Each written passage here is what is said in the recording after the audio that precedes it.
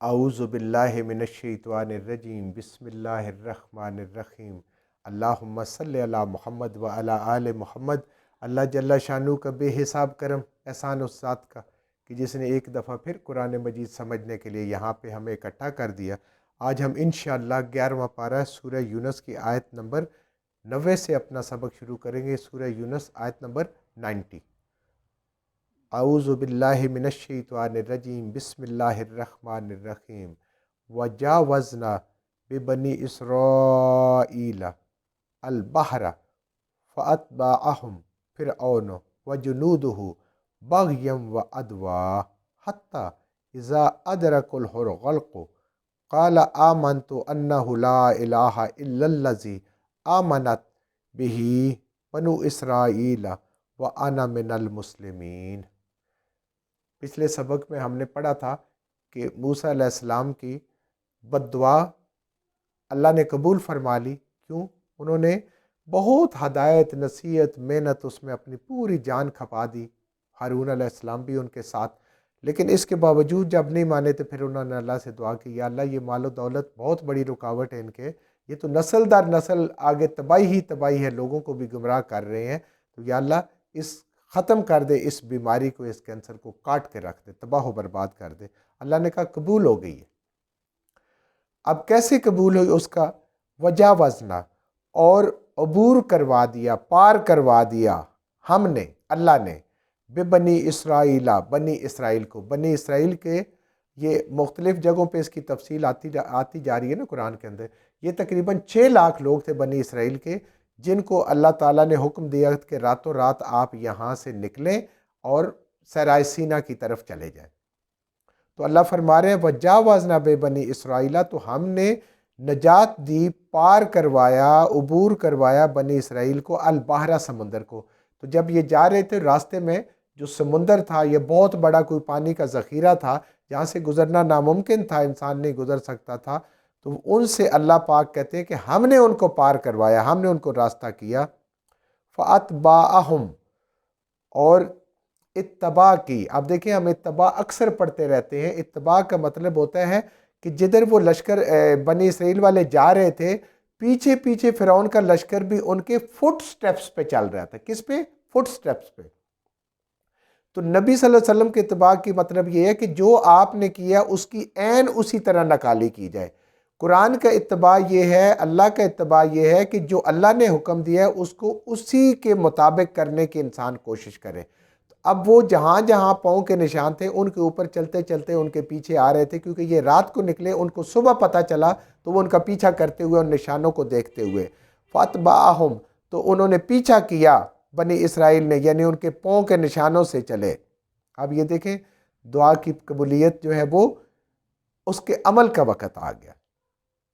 فرعون نے، وجنودہ، اور اس کے لشکروں نے، اکیلا نہیں تھا، پوری قوم نکلی تھی فرعون کے حکم پہ اور بنی اسرائیل کے سے بدلہ لینے کے لیے کہ ان کی مجال کیا ہے کہ یہ یہاں سے نکل کے جا رہے ہیں، یہ جا کیسے سکتے ہیں ہمارے غلام۔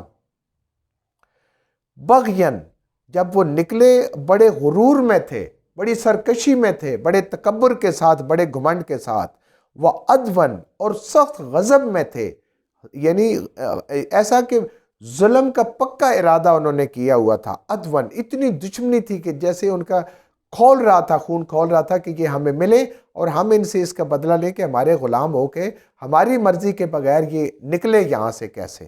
تو وہ اللہ فرما رہے ہیں کہ وہ تکبر اور غرور اور انتہائی غضب اور غصے میں اور بدلہ لینے کے لیے، انتقام کے لیے وہ ان کے پیچھے چلے، پیچھا کیا انہوں نے، حتیٰ، یہاں تک کہ اب اللہ نے یہاں پہ بات مختصر کر دی کئی دفعہ کہ جب اللہ وہ راستہ بن گیا، وہاں سے پورے بنی اسرائیل 6 کے 6 لاکھ نکل گئے حضرت موسیٰ علیہ السلام کے عصا مارنے سے اللہ کے حکم سے۔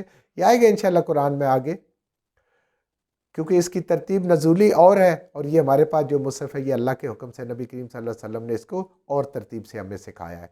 تو ہر کام میں حکمت ہے، ہمیں ہر بات سمجھ بھی نہیں آتی، آ بھی جائے تو اللہ کی مہربانی ہے، نہیں آئے گی تب بھی اللہ کا کرم ہے۔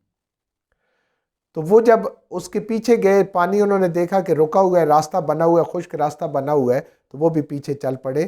تو اللہ فرماتے ہیں حتی اذا ادرکہ الغرق، جب پہنچا اس کو غرق، یعنی عذاب غرق ہونے کا پانی کے اندر جب فرعون کو پہنچا اور اس کے لشکر کو پہنچا، قالا کہا، پھر بولا فرعون، آمنت انہ لا الہ الا الذی آمنت بہ بنو اسرائیل۔ پھر وہ کہا، اس نے فرعون نے کہا، فرعون بولا آمنتو، میں ایمان لایا۔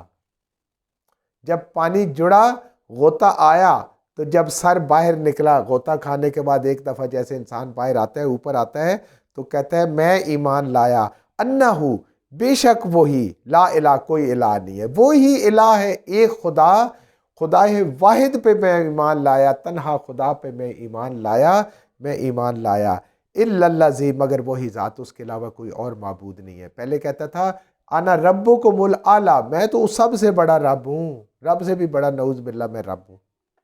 اب کہتے ہیں کہ آمنت بہ، میں اس پہ ایمان لایا، مزید تاکید کے لیے، بنو اسرائیل، جو بنی اسرائیل کا رب ہے، جس پہ بنی اسرائیل کا ایمان ہے، میں بھی اسی رب پہ، کہ ایسا نہ سمجھے کہ میں کسی اپنے باپ دادا جو خدا کا دعویٰ کرتے تھے یا میں جو خدائی دعویٰ کیا اس پہ ہے، نہیں، اس رب کے جو اکیلا ہے، واحد ہے، تنہا ہے، اس کے علاوہ کوئی معبود نہیں، اور جس پہ بنی اسرائیل کے ایمان ہے میں بھی اسی پہ لایا ہوں، وَأَنَا مِنَ الْمُسْلِمِينَ، اور اب میں مسلمان ہو گیا ہوں۔ اور فرعون کو تو قبول نہیں ہوا، کیونکہ اس وقت موت کا عمل، اس پہ عذاب کا عمل شروع ہو چکا تھا۔ وہ بھی کہہ رہا تھا کہ میں مسلمان ہوں، ہم کہتے ہیں ہم مسلمان نہیں ہیں، ہم تو فلاں ہیں، فلاں ہیں، فلاں ہیں، فلاں ہیں، ہم مسلمان کہلانا ہمیں اچھا نہیں لگتا۔ اس نے کہا میں مسلمان ہوں۔ تو اب اس کی جو ہلاکت ہے یہ 10 محرم کو ہوئی تھی، اور بنی اسرائیل 10 محرم کو اس یوم نجات پہ اللہ کا شکر ادا کرنے کے لیے روزہ رکھتے تھے۔ نبی کریم صلی اللہ علیہ وآلہ وسلم مکہ میں بھی 10 محرم کا روزہ رکھتے تھے۔ جب مدینہ گئے تو لوگوں نے بتایا کہ یہودی بھی 10 محرم کا روزہ رکھتے ہیں، تو انہوں نے کہا کہ کیوں آپ 10 محرم کا روزہ رکھتے ہیں؟ تو انہوں نے کہا کہ اللہ نے ہمیں نجات دی حضرت موسیٰ علیہ السلام کی قیادت میں، تو ہم اس خوشی میں، اللہ کا اس احسان ہے، برکت ہے، اللہ کی رحمت ہے، ہم اللہ کا شکر ادا کرتے ہیں۔ تو آپ صلی اللہ علیہ وسلم نے کہا کہ موسیٰ علیہ السلام کی سنت پہ عمل کرنا آپ سے زیادہ ہمارے لیے ضروری ہے۔ آپ نے مسلمانوں کو کہا کہ آپ بھی 10 محرم کا روزہ رکھیں گے تو اتنی برکت ہوگی کہ پچھلے سال کے سارے گناہ معاف ہو جائیں گے، جو انسان نے کیے ہوں گے اللہ ان کو معاف کر دے گا۔ لیکن ساتھ یہ فرمایا کہ یہودیوں کے ساتھ مشابہت نہ رہے، یا تو 9 کا رکھو اور 10 کے ساتھ، یا 10 کے ساتھ 11 کا رکھیں، یعنی ایک زیادہ رکھ لیں۔ اور انہوں فرماتے ہیں کہ یا 9-10 کا رکھ لیں یا آپ 10-11 رکھ لیں، لیکن اگر کوئی مجبوری آ جائے تو 10 کا روزہ کوشش کرنی چاہیے۔ یہ بہت بڑے ثواب کا کام ہے، اجر کا کام ہے، نبی کریم صلی اللہ علیہ وسلم کے فرمان کے مطابق ہے، اور انسان کے گناہوں کا اور غلطیوں کا کفارہ ہو جاتا ہے۔ اب اللہ نے کیا جواب دیا جب اس نے کہا انا من المسلمین، میں تو مسلمان ہو گیا ہوں، میں اس رب کو مان رہا ہوں، اکیلا اس کی توحید پہ میرا ایمان ہے۔ الآن، کیا اب نہیں، قیامت والے دن تو ابو جہل، ابو لہب اور عتبہ شیبہ بھی ایمان لے آئیں گے جب جہنم کو اپنی آنکھوں سے دیکھیں گے۔ یہ غیب کا سودا ہے، رب پہ یقین، نبی صلی اللہ علیہ وسلم پہ یقین، ہر وعدے پہ یقین، قرآن پہ یقین، اللہ کی جنت دوزخ پہ یقین، اللہ کے میزان پہ یقین، یہ سب غیب کے چیزیں ہیں، غیب پہ ان پہ ایمان لانا ہے۔ اللہ فرما رہے ہیں الآن، کیا اب نہیں، وقد عصیتو، اور بے شک تو بہت بڑا نافرمان رہ چکا ہے، بڑی نافرمانیاں تو کر چکا تھا تو قبل، اس سے پہلے تو موسیٰ علیہ السلام کی بات نہیں مان رہا، ہارون علیہ السلام کی بات نہیں مان رہا، کتنے تیرے اوپر عذاب آئے مختلف قسم کے، کبھی چچڑیوں کے، کبھی خون کے، کبھی مینڈکوں کے، پھر کہتا تھا اس کے بعد ایمان لاؤں گا، اس کے بعد ایمان لاؤں گا۔ تو نے ہر جگہ تیرا جواب کیا تھا؟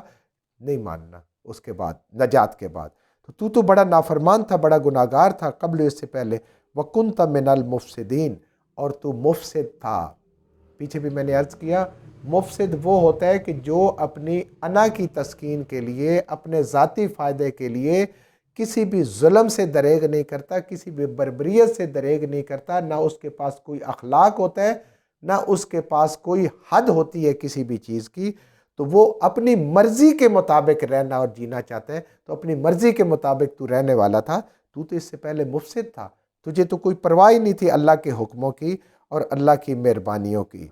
تو परवाह ही नहीं करता था। फल यौमा, हाँ आज के दिन एक अल्लाह ने बात की, नुनज्जी का, हम नजात देंगे तुझे, हम तुझे नजात देंगे, बेबदने का, तेरे बदन को। तू तो जाएगा, अजाब में जाएगा, रूह तेरी निकलेगी, तू मरेगा, लेकिन तेरे बदन को हम नजात देंगे। यानी अल्लाह फरमा रहे हैं कि हम तेरे बदन को बचा लेंगे, ले तकूना, ताकि तू हो जाए, लिमन, उन लोगों के लिए, खल्फा का, जो तेरे बाद आने वाला, आयतन, निशानी। तेरे जिस्म को हम बचा लेंगे, उसको निकाल लेंगे, उसको नजात दे देंगे, ताकि आने वाले इबरत पकड़े कि जो अल्लाह के मुकाबले में खुदाई के दावे करते हैं वो ये पड़े हुए हैं सामने, जो आज अपने मुंह से मक्खी भी नहीं उड़ा सकते, जो कुछ कर भी नहीं सकते, जो हिल भी नहीं सकते। लोगों के लिए इबरत का निशान मैं तुम्हें बना दूंगा, आयातन, तुझे इबरत की निशानी बना दूंगा। व इन्ना कसीरम मिनन्नास अन आयातना गाफिलून।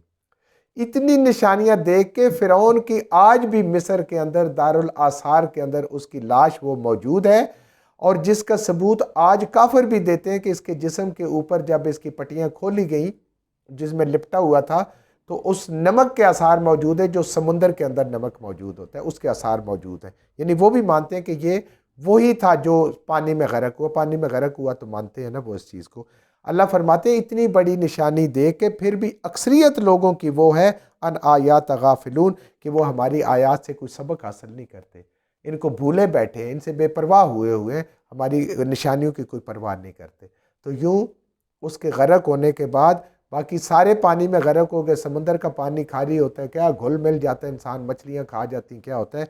तो समंदर की लहरों ने उसकी लाश को उठा के बाहर फेंका। वो एक टीले पे था, और बनी इसराइल जिन्होंने वो समंदर को पार किया था, उस पानी को पार किया था, उन्होंने अपनी आंखों से देखा।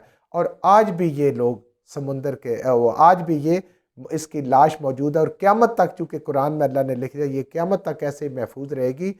जो भी तरीका अल्लाह ने इंसानों को सिखाया, वो खुद बाज़ उलमा कहते हैं कि वो जानते थे कि लाशों को कैसे हनूद किया जाता है, या जैसे भी किया, अल्लाह पाक ने इसको इबरत का निशान बना दिया। लेकिन अल्लाह कहते हैं आप इससे भी इबरत नहीं हासिल करते।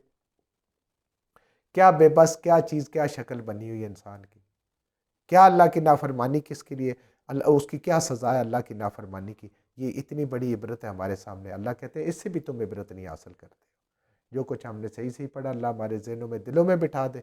जहाँ जहाँ पढ़ते हुए, बोलते हुए हमसे गलतियाँ हुई, अल्लाह में माफ़ फरमा दे, और उन गलत बातों को हमारे ज़हनों से, दिलों से अल्लाह की ज़ात निकाल दे।